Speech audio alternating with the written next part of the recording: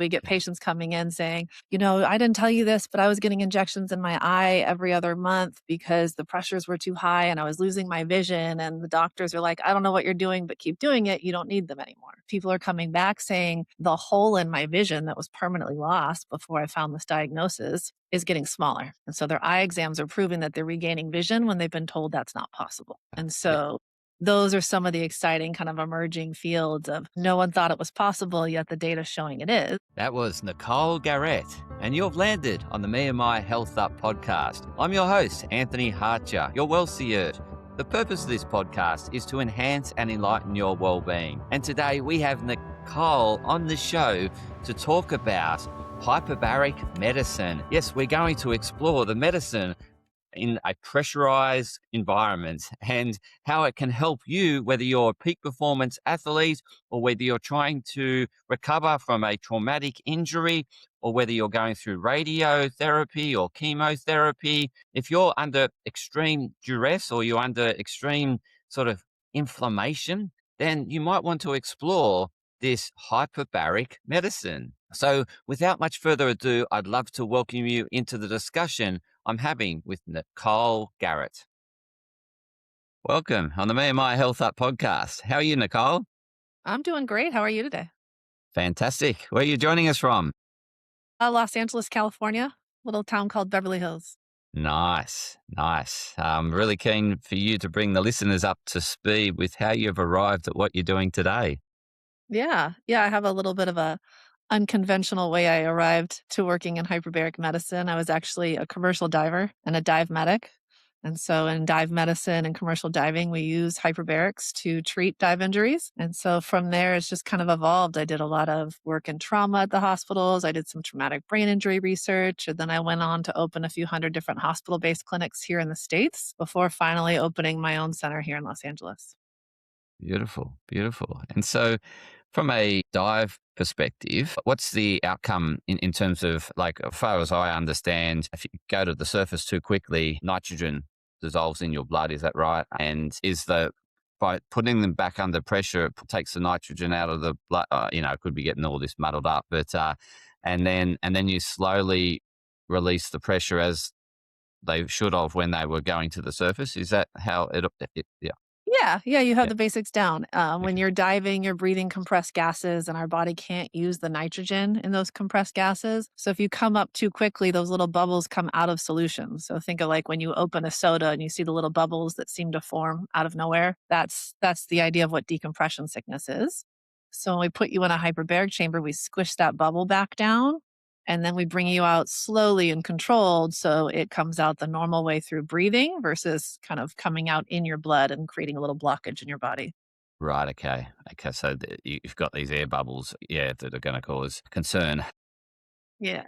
circulating around the body. And what happens? I mean, you die if you don't get this support, right? Is that what happens, or what? How would it manifest in the body? These nitrogen bubbles in the Yeah. blood? So the Yeah. longer you dive or the deeper you go, the more that's dissolving in your body fluids. And Mm-hmm. so we have decompression tables available now. Each country usually has their own version. They're pretty similar of if I dive, say, for 60 minutes to 60 feet seawater or roughly 20 meters, I should be okay and come to the surface at a normal rate. But if I do that same dive for maybe 2 hours, then I need to stop partway up and just sit in the water column at a certain depth and breathe.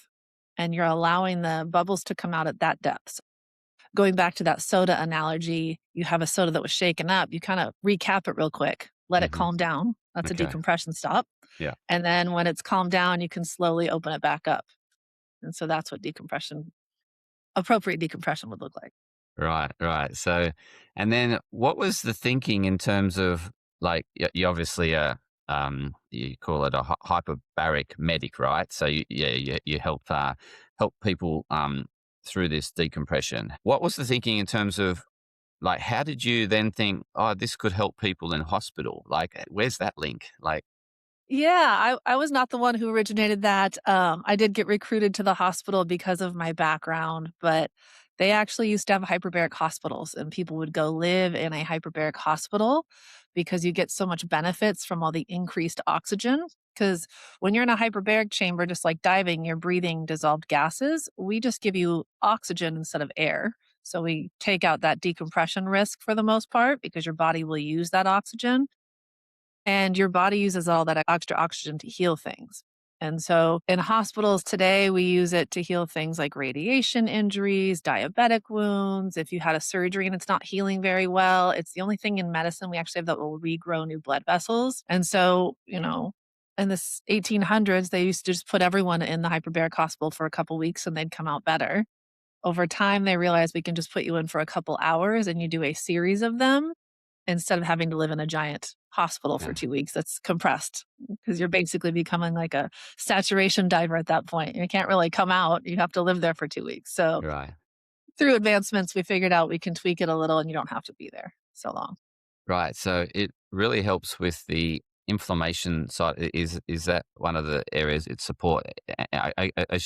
Also, energy production, right? Given that we need oxygen to combust fuel and create energy.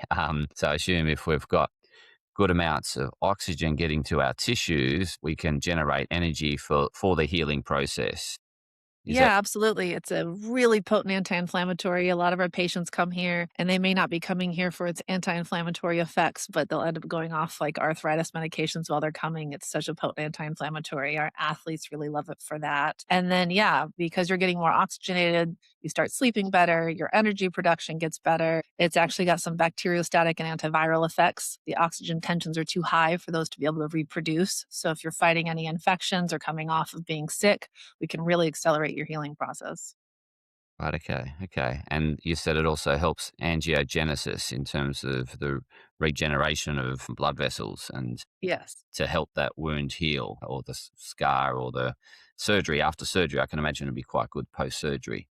Yeah, it's really excellent after surgery because if you think about it, any surgery is cutting the blood supply Mm, to the area that they're trying to improve. So now you're trying to heal something that had surgery, but it's got a diminished oxygen supply. So yeah. when we put you in the chamber, we're immediately flooding that area with oxygen, and your body's using that right now. And then through doing a series, you get that high oxygen tension when you're in there, and then it goes back to normal because we go back to the world outside without pressure and oxygen. And that's what stimulates that process is that sharp rise and sharp fall. And that's why you usually do a series of these. Hmm. And can it be localized to an area, or do you need your whole body goes in the chamber and therefore your whole body's exposed, or is there devices that can help just localize that particular area that got surgery? No, that's a good question. The only way to get the oxygen effectively in your body is through breathing. So your whole body has to be pressurized. Yep. They've Okay. tried little localized like foot compartment or arm chambers, but you don't absorb the oxygen through your skin. You still Yep. get it through breathing. Okay. So the positive of that is you may be hoping to heal a surgery faster, but since your whole body's getting the therapy, your whole body's getting the benefit. So you get lots of happy side effects and your whole body gets the benefit. Yeah, yeah, because it goes to wherever it's needed most, like Yeah, yeah, yeah. Um, yeah, I was just thinking, in terms of the radiation support, it's helping the regeneration of, I guess, new tissues and or cells and, that create tissues and helping that healing process as well. yeah, with radiation, it's a challenge because they're trying to kill the cancer and the blood Mhm, supply to it, but the surrounding tissue often is very mhm, adversely affected. And so once you're through that process, we can put you in to reverse the damage.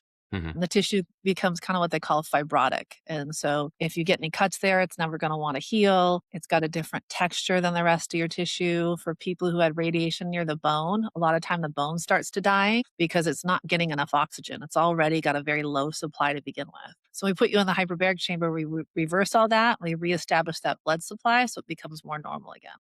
Right. Okay. Okay. And then the athletes, they're seeking performance based, peak performance, and it's really helping them recover from training, hard training sessions, and gets their muscles recuperating quicker so that they can train more, sort of, or with less breaks between training. Is that the sort of why I thought? Absolutely. Yeah. Yeah. Yeah, and we have a lot of boxers that use it to try and prevent CTE long term. Our athletes definitely use it because if they can train sooner and faster, they're getting the edge on their competitors.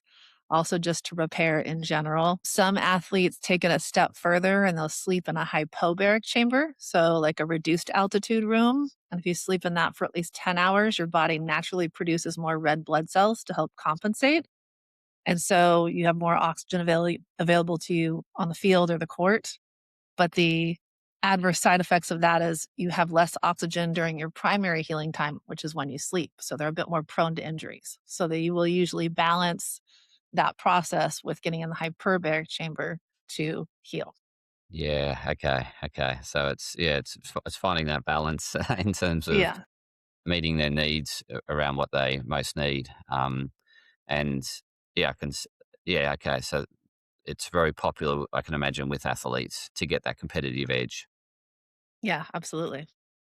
And where have you seen the most aha, like sort of changes? Like share some stories about some clients that have come in to get support and you've taken them through the hyperbaric medicine or therapy and you've just seen incredible improvements. Please yeah, talk to us about that. Yeah, one big area that we're seeing a lot of assistance in is in brain health and brain metabolism. We did have one very sweet lady who came in. She had a wound on her foot that just would not heal. But she didn't, we have, it's kind of called like a failure to thrive. She didn't really have the desire to do anything in life anymore. She wouldn't dress herself. She didn't feed herself. And she came in for a series of treatments. And not only did we heal her foot in that process, but by the time she finished treatment, instead of getting wheeled in a wheelchair, she came in, pushed her walker aside because she was now walking, and rang the bell. We have a bell that when you finish treatment, she rang it so hard she ripped it out of the wall. So she was just so excited. Her family was just astounded at the benefits because a lot of the dementia symptoms seemed to have dissolved.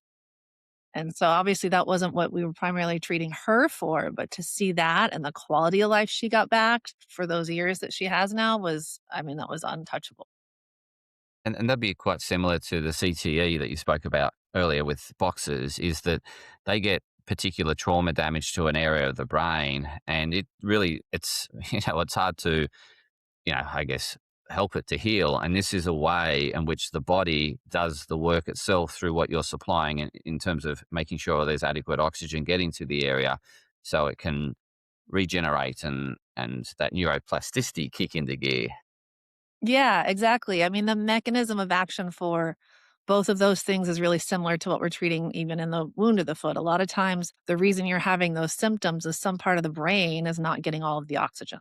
Yeah. And so by putting you in the hyperbaric chamber, we're flooding it with oxygen while you're in there. It immediately starts kicking things into action. And then through that series, we regrow the blood supply over time. And so a lot of dementia and Alzheimer's is sometimes caused by little micro strokes that you don't really see. You may not pick up on them. They're so small, but they're still stopping the blood supply from reaching its next point. Same with CTE, that's usually from trauma. You've broken those little blood vessels from trauma. Now we're reestablishing that blood supply and kind of reversing that process. Yeah. Wow. I was thinking, is there a particular area that you've seen results that you thought, "I will just try it"? Like, you weren't quite sure whether it would help, and then you thought, "I'll give it a go," and then you thought, "Oh, wow, it helps that." Like, is there anything like that? Well, when we're looking to treat people, at least here at our clinic, because we are very hospital guideline followed, the states are pretty restricted on what they consider allowable indications and not. Sometimes that can be a little rigid, and so we don't always get to see those things. So a lot of our shocks are these patients that came in for one thing and end up finding out, oh, this is no longer needed. And so we get patients coming in saying, I didn't tell you this, but I was getting injections in my eye every other month because the pressures were too high and I was losing my vision. And the doctors are like, I don't know what you're doing, but keep doing it. You don't need them anymore. Or we've known there is some research that it can help with glaucoma, but the research that we've had has been kind of limited, showing that it can help reduce the tensions, but it's kind of like taking your eye drops every day. You'd have to go in every day. So is that feasible or should we just do the eye drops? Yeah. What we're seeing is people are coming back saying the hole in my vision that was permanently lost before I found this diagnosis is getting smaller. And so their eye exams are proving that they're regaining vision when they've been told that's not possible. And so those are some of the exciting kind of emerging fields of no one thought it was possible, yet the data showing it is. Let's do more research. Wow. So there's a couple of areas you mentioned, such as the brain and the eyes, which is an extension of the brain. But both those areas are really demanding in terms of energy. They require huge amounts of energy, and I can see how this is really supporting that area because of the energy needs of the brain and the eyes. I was just thinking of the heart because that's another energy dense organ. Have you seen or do you treat anything associated like with heart disease or? We're not specifically treating any sort of heart disease currently. It's not like a widely spread indication. I will tell you that people that have like reduced ejection fractures and even COPD, just don't oxygenate well in general, feel a lot better when they're undergoing therapy because they're getting the oxygen they wouldn't be otherwise. And so for them, it's a lot of quality of life. And it's important to note when you're looking at hyperbarics and how it can regrow those blood vessels, it's regrowing the small ones. So if you have a major artery or a major vein that's blocked, usually we're going to send you for a surgical intervention or a bypass. Once the main blood supply is established, then we can work on some of the smaller vessels. And in terms of accessibility, I don't assume these machines are cheap, right? They're a big investment, and like I can see hospitals, they invest a lot into equipment, and it's probably it probably just fits in with everything else they have in the hospital. Obviously, you've made a big investment here. And how do the clients pay? Like they pay per session, or do they get a pass, like a membership, and they can, or yeah. So how's it accessible here in Beverly Hills?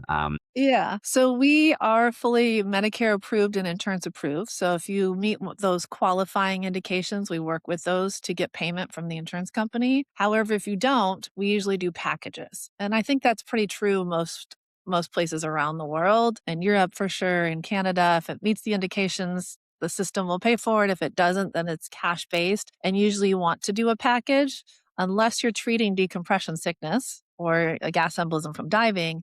Everything else needs a series. You're not looking at one. It's a remarkable therapy. It's extremely non-invasive, but it is just oxygen. We're just manipulating how we get it in your body, and your body has to do all the work, and that takes time. And what sort of proportion, like if you can give me some sort of percentages of people seeing you, like, that are athletes, people that are seeing you for CTE, people that are seeing you for the support around they've risen, scuba diving incidents. Yeah. So what's that sort of breakdown, that customer profile that is using this treatment? Yeah, I mean, at our facility, I think it's a little more heavily surgical than most facilities in the country, but that's because we are in the plastic surgery capital of the world, so to speak. About 10% right now are brain injuries. That's not a fully approved indication yet in the States, but a lot of private insurance companies are recognizing it. So they're opting to pay for it anyways because it's preventing longer term damage for those individuals. Probably about 50% are surgical and about 25% are cancer or radiation based. We'll also use it in conjunction with chemotherapy to help mitigate some of the side effects. So we'll work with the oncologist or some of the other alternative therapy doctors to time hyperbarics versus doses and things like that. And then the other 10-15% like wounds, infections. We have a lot of people starting to do. There was a landmark study that came out in 2020 that shows if you do a series of 60 hyperbaric treatments, it actually added about 25 years of life back onto your telomeres, the tails of your DNA. So every year we age, they get shorter. And if you have really good exercise and diet and rest, you can slow that process down or maybe get it to stop for a little bit. But nothing's really shown to put life back on it. And so now we're starting to get all the biohackers in of like, how do I live longer, live better? Yes, it treats wounds. How do I never get one? Yeah. Okay. Okay. That pro, pro, preventative. Yeah. Prophylactically, Yeah. yeah. Prophylactic. That's it. That's it. That's the word. And where can the viewers, listeners find you, and how can they best connect with you? Yeah, so we're at underpressure.com or at Under Pressure Hyperbarics on social media. There's links there to reach out and DM, and usually you get me or someone pretty high on my team pretty accessibly. We're really passionate about helping people get access to this therapy all over the world and safely. It's really emerging everywhere as people are recognizing what the therapy is and how it can do it. But there's also a lot of these chambers that aren't as safely rated being put out there. And so making sure you're in one that's been properly tested to be pressurized repeatedly. You kind of think of the Titan, that submersible that didn't make it to the Titanic the fifth time. It made it 4 times, but not the fifth. You want to make sure you're in the right hyperbaric chamber because we're doing a lot of the same stresses to the structure. Fantastic. Well, for the listeners and viewers, I'll put all those links that Nicole mentioned into the show notes, so you can go directly and click on the show notes. And I really want to thank you for coming on the show today, Nicole, and enlightening and enhancing the well-being of the listeners and viewers. Appreciate it. Thank you. Thanks for having me. You're welcome. And to the viewers, listeners, please share it far and wide in terms of those people that might be under, some sort of traumatic injury, or they wanting some support, co-support along with their radiation or chemotherapy, or they're just wanting to biohack their way into longer life. Please share this episode far and wide with them so we can help more people. Thank you.